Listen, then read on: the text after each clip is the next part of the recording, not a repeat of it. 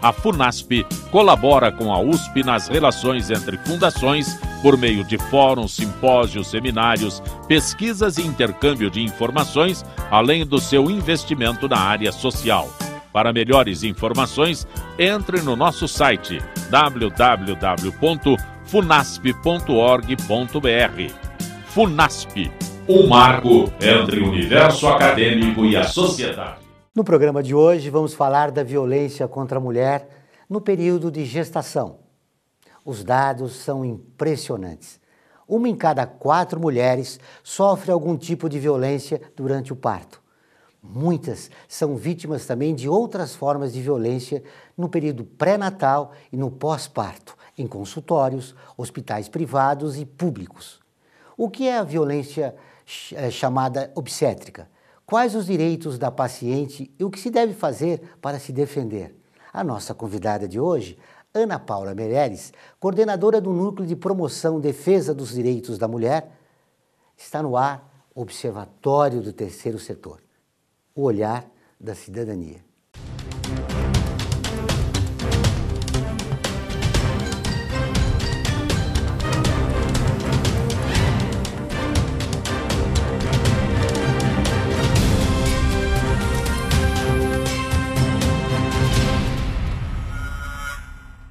Olá, Ana, tudo bem? Olá, boa tarde. Obrigada por aceitar nosso convite. Eu que agradeço.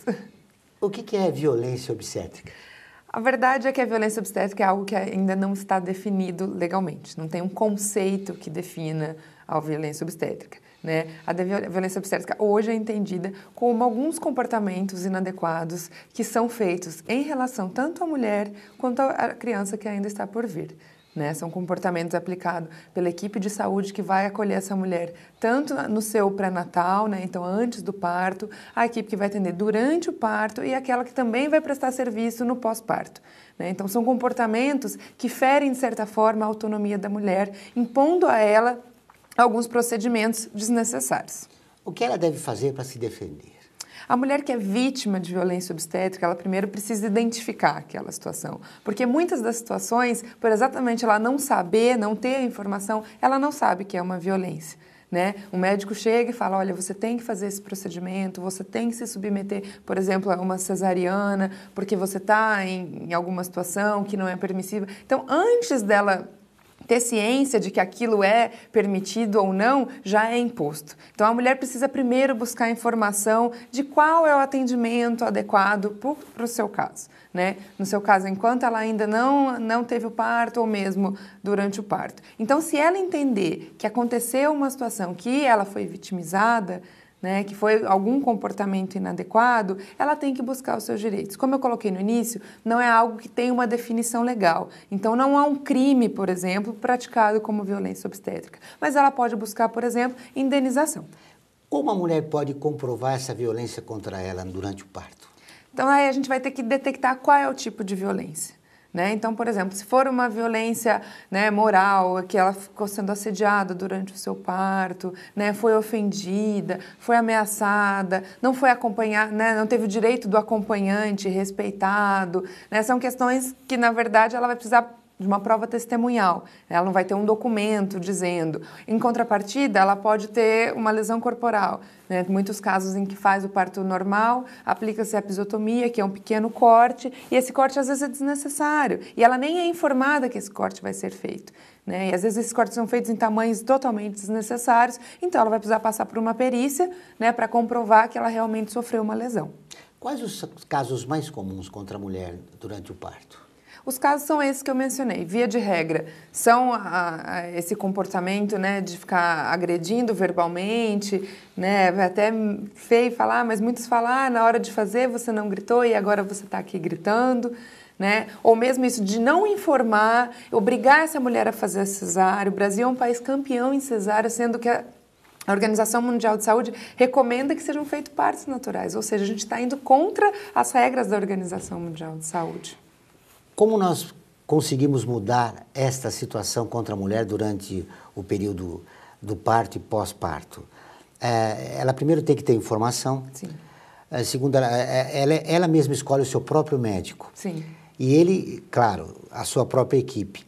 e ela sofre a violência do próprio médico que ela escolheu. Como é que você, eu acho, atribui isso a um aspecto cultural já, né? Na relação médico e paciente. Como é que se muda isso? É que, infelizmente, hoje, os nossos médicos, eles são formados para praticar a cesárea, né? E aí tem a questão também dos partos, né, privados. Hoje, os planos de saúde pagam muito pouco para um parto normal, né? E é um parto que o médico tem que estar disponível, porque a criança, né, não vai decidir, né, não vai combinar com o médico que hora ela vai nascer. Né? Então, ela pode nascer a qualquer momento, então isso pode prejudicar, inclusive, a própria rotina do médico. Então, a gente precisa hoje, efetivamente, de uma mudança cultural, na educação, no ensino desses médicos, né? De uma maior sensibilização dos demais profissionais da saúde, né? E uma informação mesmo da população. Muitas mulheres hoje é que estão percebendo que anos atrás foram vítimas de violência. Mas essa mudança cultural, ela é barrada por um aspecto econômico significativo. O parto, a cesariana, o médico recebe muito mais do que um parto normal. Como é que se faz isso? Como é que se muda isso diante dessa realidade econômica? Por isso que eu falei, é uma questão de mudança, infelizmente, ainda cultural e questão de construção de políticas públicas. Né? Se a gente pensar de uma maneira diferente, se a gente tiver um atendimento adequado para essas mulheres, né? Se todo mundo entender da necessidade da autonomia da mulher sobre o seu próprio corpo, talvez a gente consiga mudar tudo isso.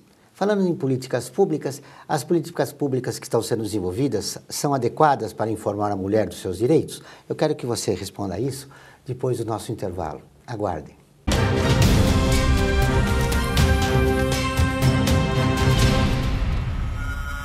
A FUNASP colabora com a USP nas relações entre fundações por meio de fóruns, simpósios, seminários, pesquisas e intercâmbio de informações, além do seu investimento na área social. Para melhores informações, entre no nosso site www.funasp.org.br.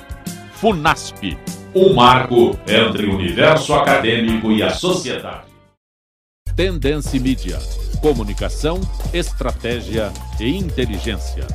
A Tendência Mídia é uma empresa moderna que desenvolve soluções e realiza projetos de comunicação e mídia na área pública e privada. Para melhores informações, entre no nosso site www.tendencimedia.com.br, a porta de comunicação para seu sucesso.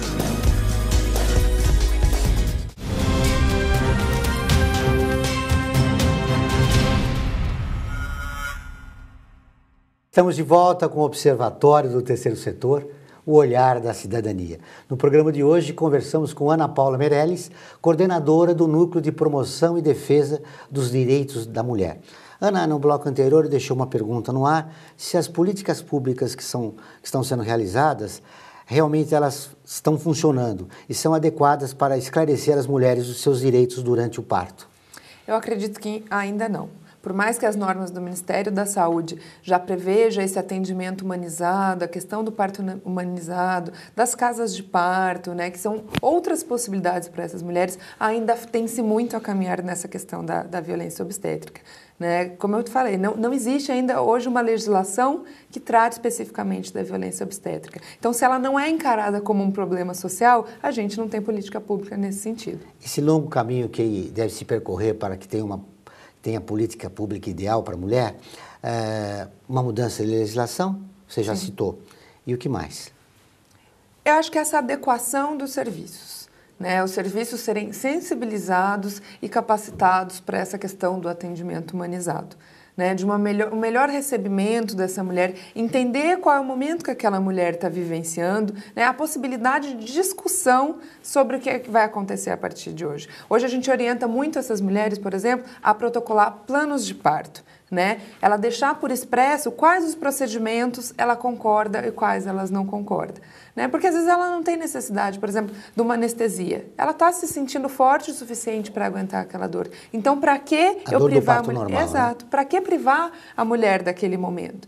Né? Ela, por exemplo, não tem uma gravidez de risco. É de baixo risco. Por que então obrigar ela a fazer uma cesárea? Cesárea é cirurgia. Né? Então, para que uma intervenção tamanha se não tem a necessidade?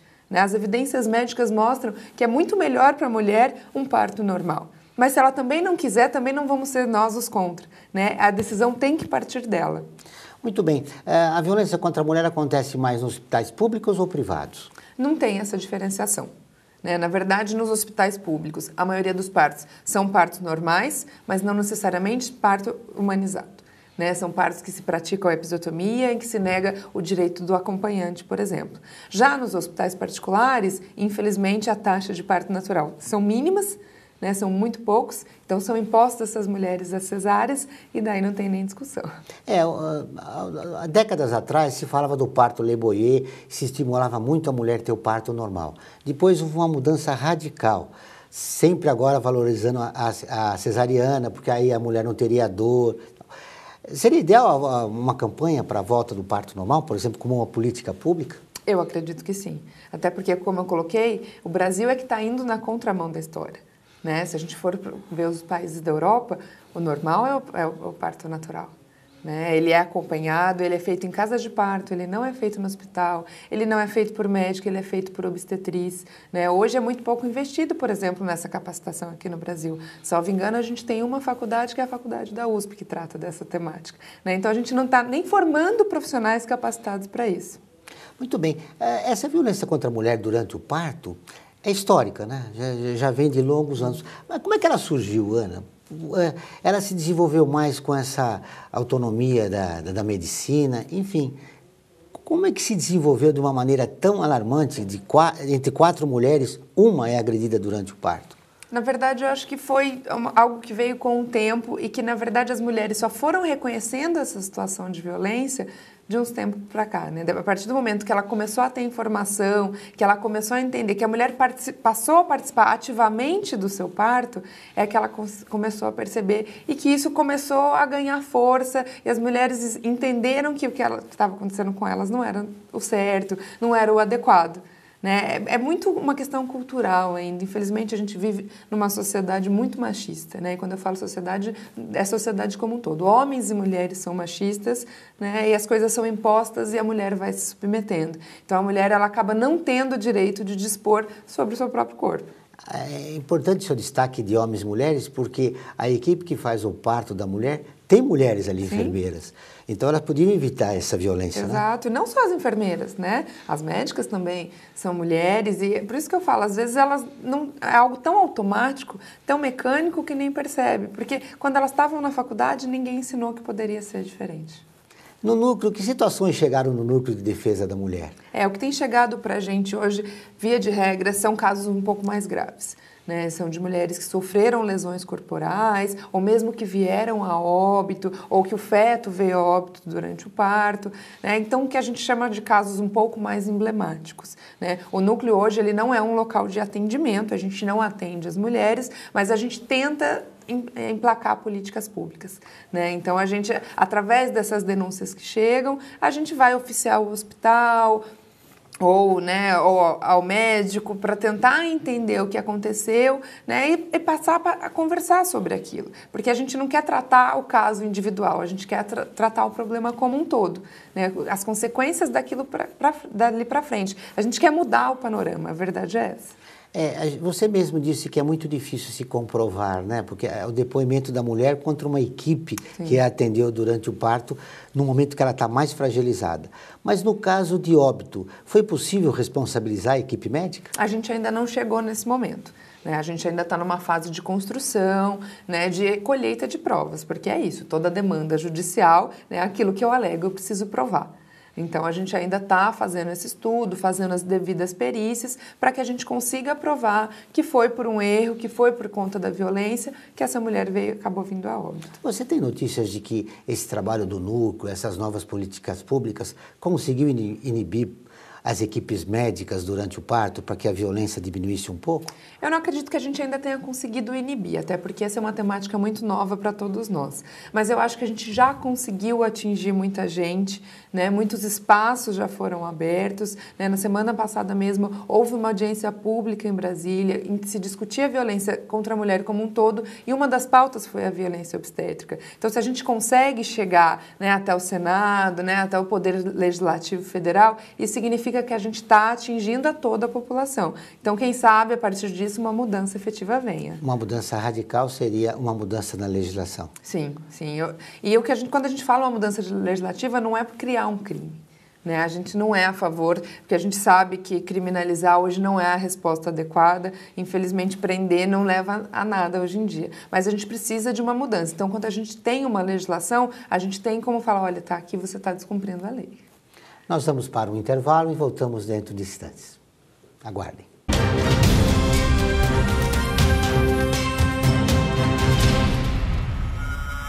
A FUNASP colabora com a USP nas relações entre fundações por meio de fóruns, simpósios, seminários, pesquisas e intercâmbio de informações, além do seu investimento na área social. Para melhores informações, entre no nosso site www.funasp.org.br. FUNASP, um marco entre o universo acadêmico e a sociedade. Tendência Mídia. Comunicação, estratégia e inteligência. A Tendência Mídia é uma empresa moderna que desenvolve soluções e realiza projetos de comunicação e mídia na área pública e privada. Para melhores informações, entre no nosso site www.tendencimedia.com.br, a porta de comunicação para seu sucesso.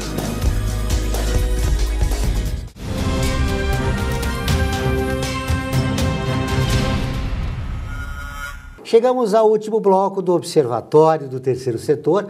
Hoje, nossa entrevistada é Ana Paula Meirelles, coordenadora do Núcleo de Defesa dos Direitos da Mulher. Ana, a gente conversou muito sobre a mudança de legislação, que é necessária. Sim. Mas a violência contra a mulher no parto, a chamada violência obstétrica, ela é democrática, né? Ela acontece com as mulheres de baixa renda e as mulheres de renda mais alta. Sim. Isso traz a vocês um dado impressionante, e tanto que vocês soltaram um folheto de informação para as mulheres, né, em relação à violência. Basicamente, o que vocês se preocuparam em constar na divulgação desse material, né? A ideia desse nosso folheto, na verdade, é isso, é de trazer a informação para a mulher. Esse é, na verdade, inclusive uma das funções do núcleo e da própria Defensoria Pública, né? É levar o direito para quem não conhece esse direito. Então, nesse folder, a gente tenta, em poucas palavras, em palavras simples, demonstrar o que é violência obstétrica e mostrar para essas mulheres que elas não estão sozinhas, né? Às vezes, ela, lendo esse material, ela fala, nossa, está acontecendo isso comigo, ou aconteceu isso comigo recentemente, ou sei de alguma outra história, e com isso ela vai buscar os serviços de atendimento para que ela possa, né, resguardar os seus direitos que foram violados. Quem mais busca os seus direitos? A mulher de baixa ou alta renda? Na Defensoria Pública acabam sendo as mulheres de baixa renda, porque esse é o nosso público. A Defensoria Pública ela presta assistência jurídica para as pessoas que não têm condições de pagar advogado. Esse é o papel essencial da Defensoria. Então, elas, na maioria das vezes, é quem nos buscam. Mas também chegam mais diversas demandas, né? As mulheres veem que é um núcleo da mulher e ela vai, e a nossa função de orientar não faz esse recorte de renda, né? Se é uma classe alta, se é uma classe baixa. O importante é a gente divulgar a informação, a gente só não vai poder ser capaz de prestar assistência jurídica efetiva, ou seja, ajuizar uma ação em nome dessa mulher que tenha condições de pagar. Quando a mulher procura o núcleo, ela recebe as informações básicas dos seus direitos. Sim. E ela é encaminhada por uma defensoria, como é que faz? Exato. Se a gente entender que é uma mulher, né, de baixa renda, que não tem condições, e que existe um direito, né, no caso, uma violência obstétrica que aconteceu, a gente vai verificar onde ela mora e se ali tem uma unidade da defensoria, para que ali seja feita, então, as devidas ações que ela entender, que ela queira uma eventual ação de indenização.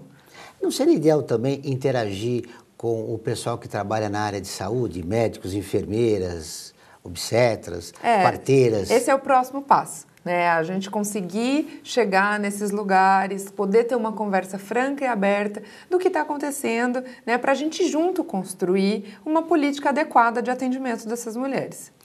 Pela tua experiência no trabalho do núcleo, o pessoal da área de saúde considera isso um tratamento normal? Eles estão conscientes dessa violência que eles praticam contra as mulheres? A gente ainda sofre muitas críticas sobre esse nosso posicionamento. Então, não é algo ainda consensual, né? Infelizmente, a saúde encara como os procedimentos como totalmente adequados, embora totalmente contra as evidências médicas que estão aí demonstrando que não são adequados esses procedimentos. Quando começou no nosso país a defesa da mulher contra a violência no parto? Na verdade, dentro da Defensoria, isso ainda é muito novo. Né? Foi cerca mais ou menos do meio do ano passado para cá, de uma demanda das próprias mulheres, então foi a própria sociedade civil que trouxe essa demanda para a Defensoria. Olha, existe esse tema e ele não está sendo tratado nem discutido. E foi aí então que a gente resolveu abraçar essa causa, né? Aprofundar nos estudos, tentar descobrir se efetivamente aquilo acontecia. Então a gente passou a fazer esse trabalho de informação para depois poder, inclusive, ajuizar as devidas demandas. Ao contrário de outros países, né, que já há muito tempo vem defendendo a mulher contra esse tipo de violência. Né? Exato. Ana, o que você atribui essa resistência da área médica de mudar, de proceder a essa mudança cultural necessária para que a mulher não seja desrespeitada num momento importante da sua vida? Eu acho que a gente precisa de uma mudança na formação dos profissionais da saúde, né? De um outro olhar, um olhar mais sensível. Não essa coisa mecânica que hoje existe, né? Não essa coisa capitalista de que eu tenho hora, de que eu preciso ganhar. É claro que todo mundo tem conta para pagar, é claro que eles são profissionais e todo profissional tem que ser remunerado pelo seu exercício, mas a gente nunca pode esquecer que a gente está lidando com pessoas. Com seres humanos, né? Exato. Ana, me ocorreu te perguntar, por exemplo, uma matéria de direitos humanos na Faculdade de Medicina. Poderia resolver esse problema? Eu acho que esse é um grande passo. E não só na Faculdade de Medicina.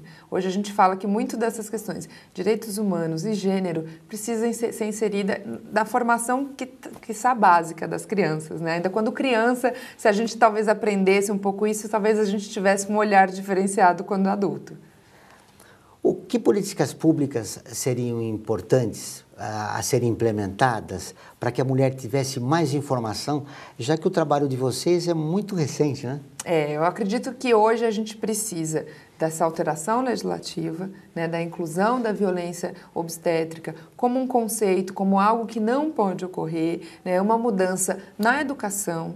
Né? A gente precisa, sim, inserir a questão dos direitos humanos, a questão do gênero, né? Porque a gente ainda tem muito essa dificuldade para a gente começar a desconstruir essa sociedade machista que a gente vive. Acho que essa é a política pública inicial que a gente precisa. Na verdade, o que você está dizendo é que precisa uma política pública em defesa dos direitos da mulher.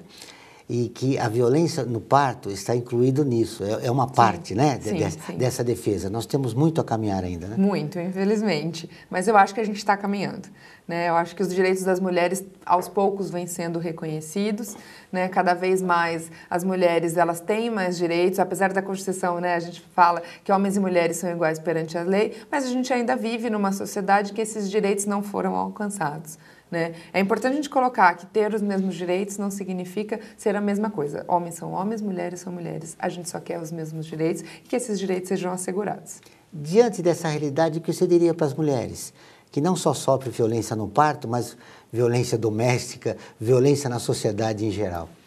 Que elas não tenham medo de denunciar.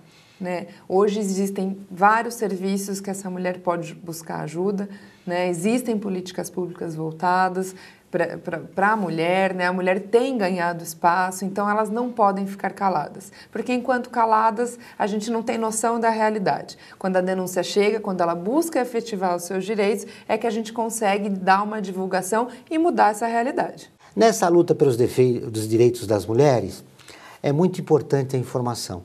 E eu gostaria das suas considerações finais e que você constasse também o seu endereço eletrônico do núcleo, das defensorias, como a mulher pode encontrar abrigo quando ela se sentir violada nos seus direitos.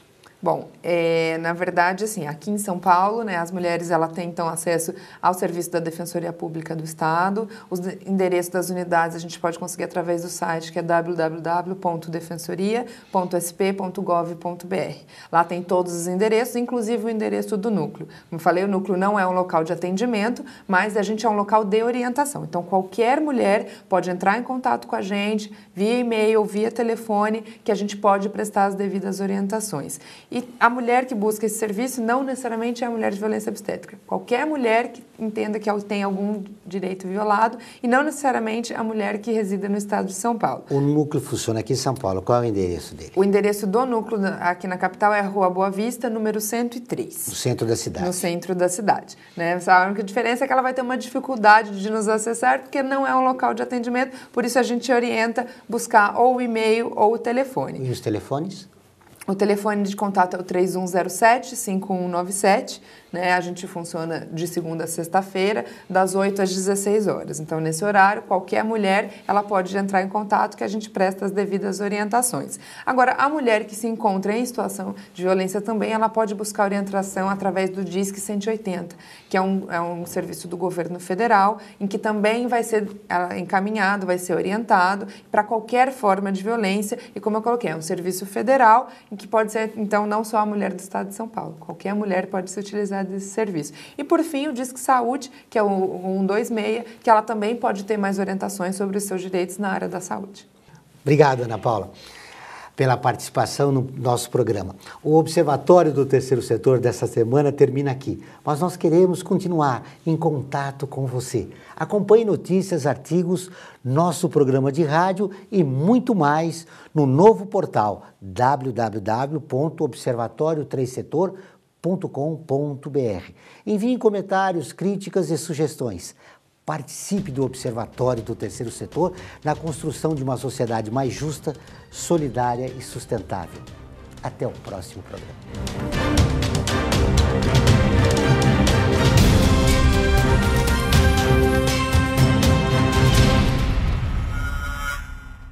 A FUNASP colabora com a USP nas relações entre fundações por meio de fóruns, simpósios, seminários, pesquisas e intercâmbio de informações, além do seu investimento na área social.